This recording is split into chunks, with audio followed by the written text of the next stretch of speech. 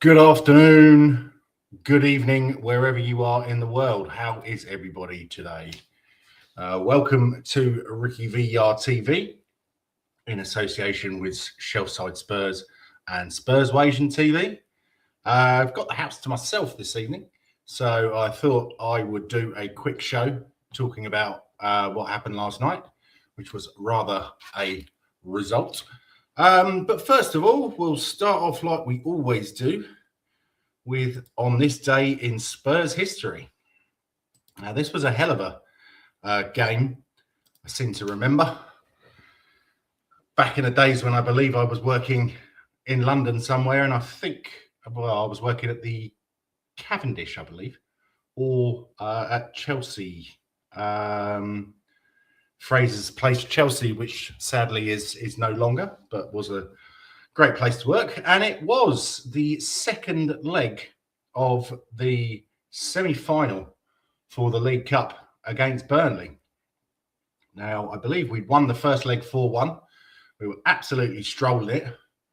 And then this match came on. So our starting 11 was Alnick. God rest his soul, I believe.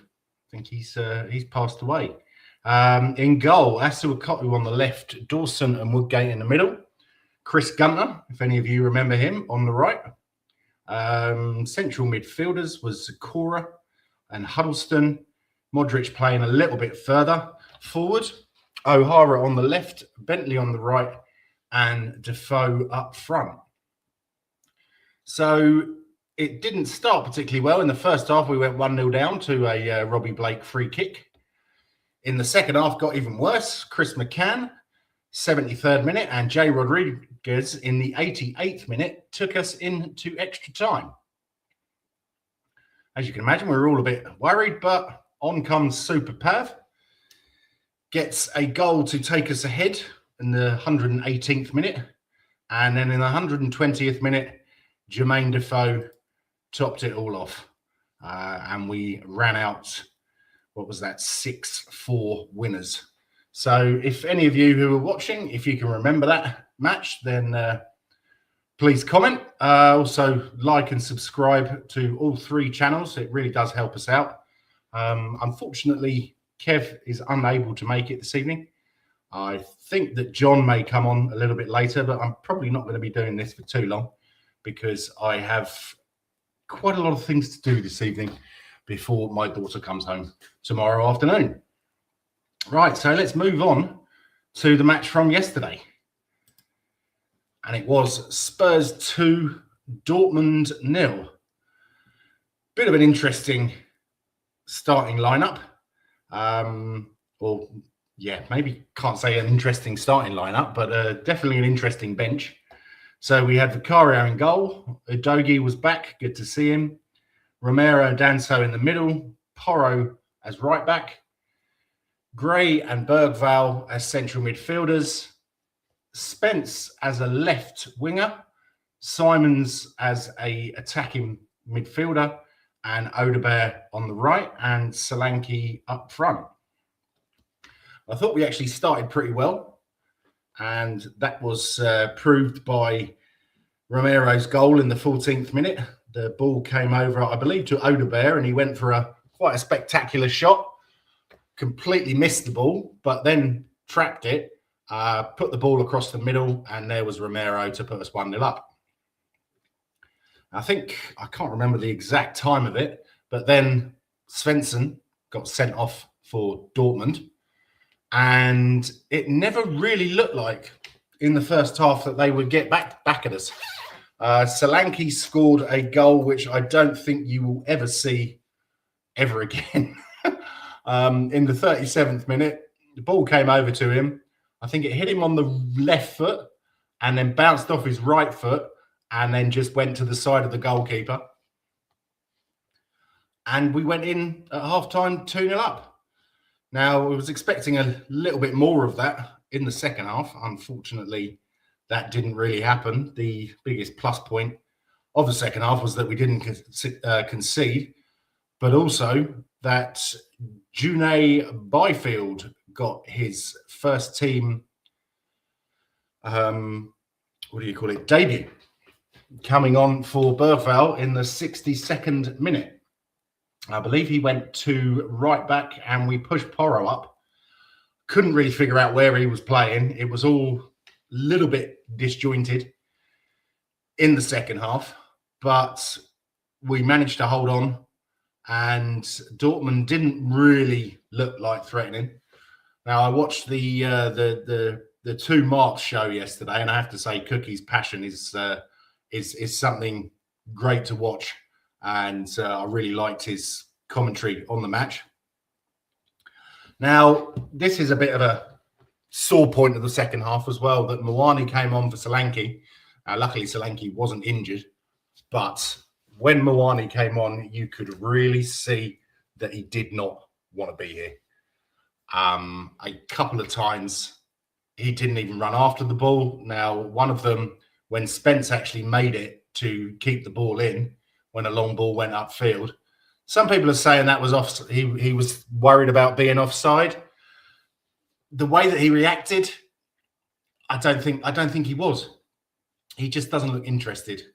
And funnily enough, there are some rumours today that nobody thinks that this loan is working and that he will go back to PSG this January, and they will try and find another loan for him. I don't know what the rules are like in France, but I know in the United Kingdom, you're only allowed to play for 2 teams in a season.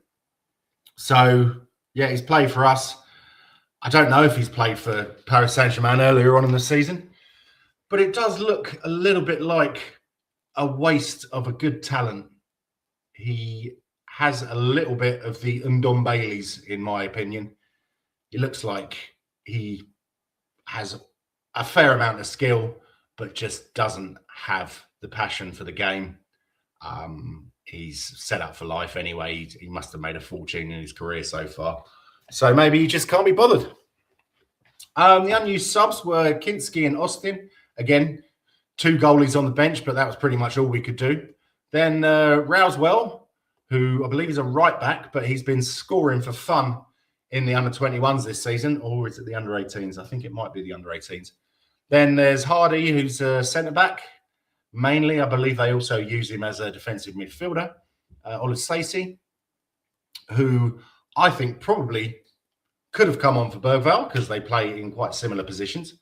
Williams Barnett, I thought it was a shame not to see him play. I think if we'd had the 3rd goal, then Frank might have risked it a bit more.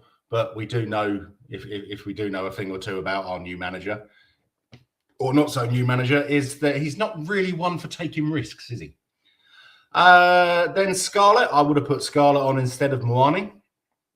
Tynan Thompson, who I believe is another winger. Can't remember which side he plays on. And Camrich, who can play all along the front 3.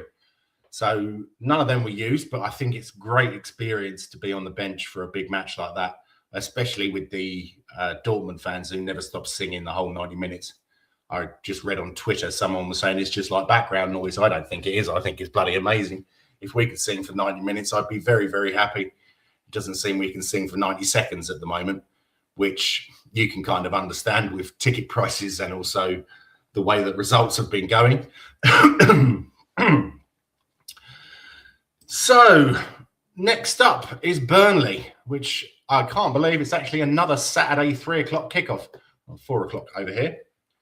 And this is the predicted lineup for the Burnley game.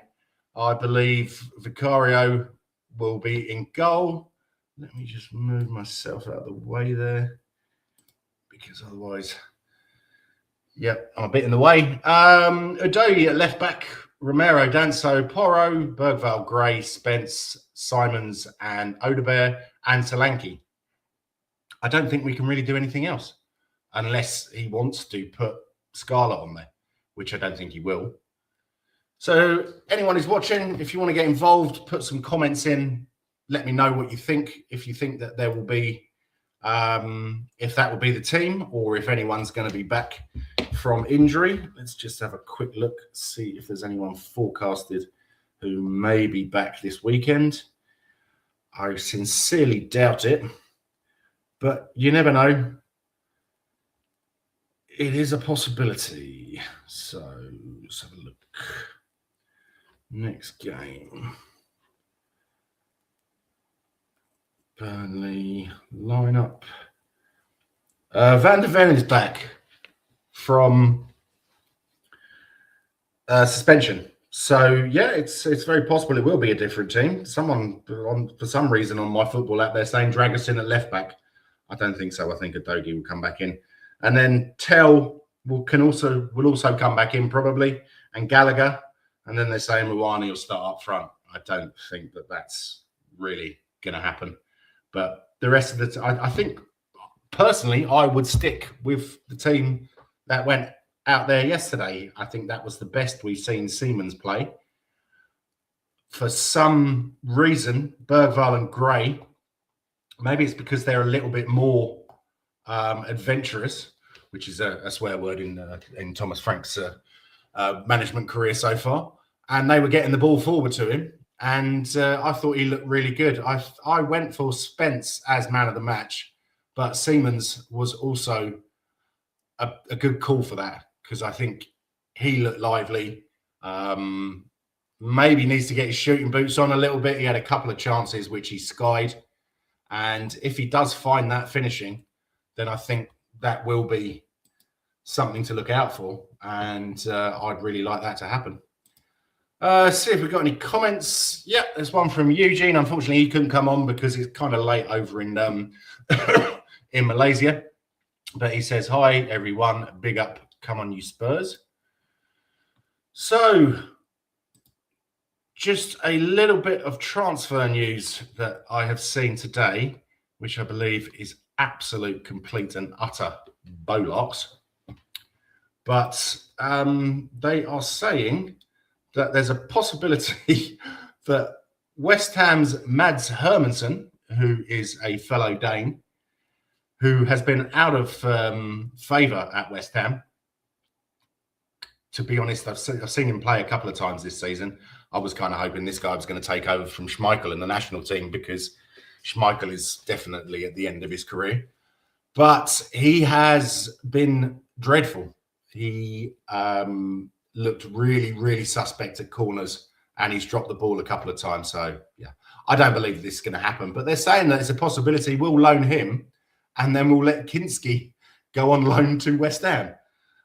Where they get this stuff from, I really, really don't know. It was this Tottenham Tears. I don't know if they're reliable.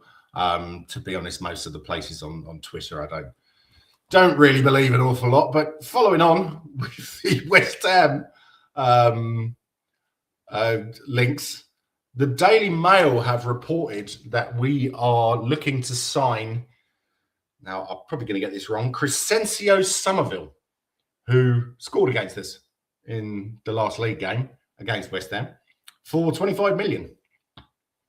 Again, I think that's just a load of hot air. We've also got the usual suspects, Jan Diamanda, Oscar Bob. There's a rumour that Roma want to take Dragusin on loan with a view to buy. Curtis Jones has also popped up, but why would we sign another central midfielder? I think he'd be a great signing, but I'm not sure why we would bother. There's this Solis guy again as well. This is a new name that I haven't seen in a while. Levante's Etta Iyong, who is a left midfielder. Oh, no, actually, it says he's a striker. It says he's very, very fast. And maybe actually, no, that name does ring a bell. So it's all going crazy in the silly season, as per usual. So, as it doesn't look like anyone else is coming on, I am going to leave that there. Thank you very much for watching. Just a short one today. Big up everybody who's had a look at the show. We appreciate your support, and we would love it if you continue to do that. Next show will be Sunday, usual time, 11 a.m. British winter time, or GMT, I believe you call it.